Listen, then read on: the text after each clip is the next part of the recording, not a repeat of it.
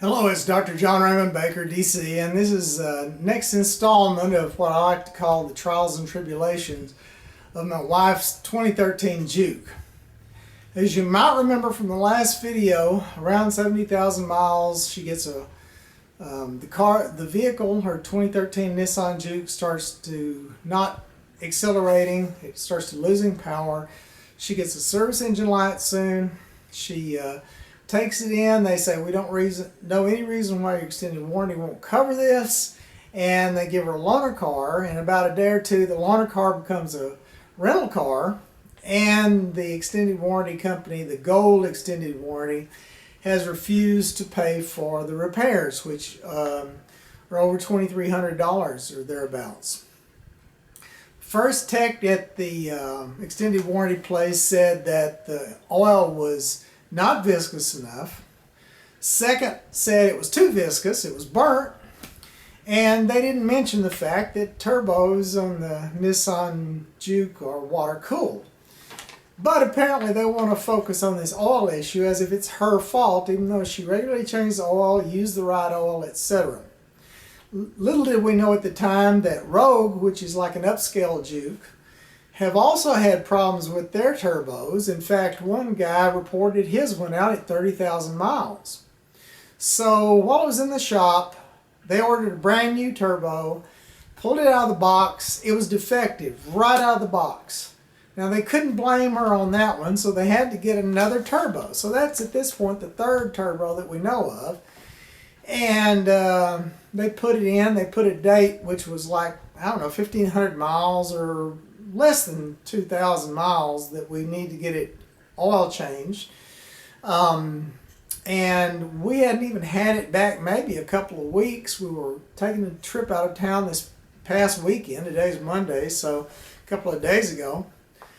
Suddenly my wife looks at me, we're on the freeway, and she goes, it's doing it again. I'm going to have to take it back in. So, you know, Nissan has a track record of having problems that they don't want to pay for. There was an issue with their timing belt / timing chain that could break spontaneously and cause a lot of engine damage that they didn't want to tell anybody about, so people filed a class action lawsuit against them. And about a year later, then they do a recall about a year later after the class action lawsuit.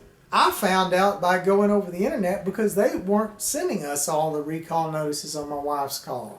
Her car started making a little knocking noise. I looked at, found, there's got a timing piece, belt or chain that could break at any time. And we had to have that replaced. So we've had it in the shop for that. They tore our seats, didn't want to fix it. I had to raise heck about that. They claimed they put a new seat cover, but I could tell where they had sewn it back together, so it was a shoddy repair. It's been an ongoing problem. Now you might not know that Nissan during World War II made airplanes, engines, and other parts for the Japanese military so they could kill our soldiers. Yeah, that's the same company that's now selling us this defective merchandise. So I guess they weren't finished attacking the Americans. They did it outright. Now they're doing it behind our back, selling us these gold extended warranty plans. The person I was dealing with, I believe her name is Charity Deanne Trull. That's Charity. Middle name Deanne, Deann, and last name is Trull, Trull. And she's at corporate in Tennessee, so I can certainly supply you with her email address if you need to directly contact her with similar problems. And like I've said before, I've got a 2005 Pontiac Grand Am that's got almost 200,000 miles on this odometer, and I haven't had hardly any problems with it. I don't have to change the oil every couple of minutes. And it just, it's not burning oil. It's a wonderful car. So if there's a message from me to you trying to be a nice guy and help you out, it's A, don't buy a Nissan product. B, if you do, don't waste your money on that gold extended warranty that, like gold in Fort Knox, is sitting there not doing you a darn bit of good.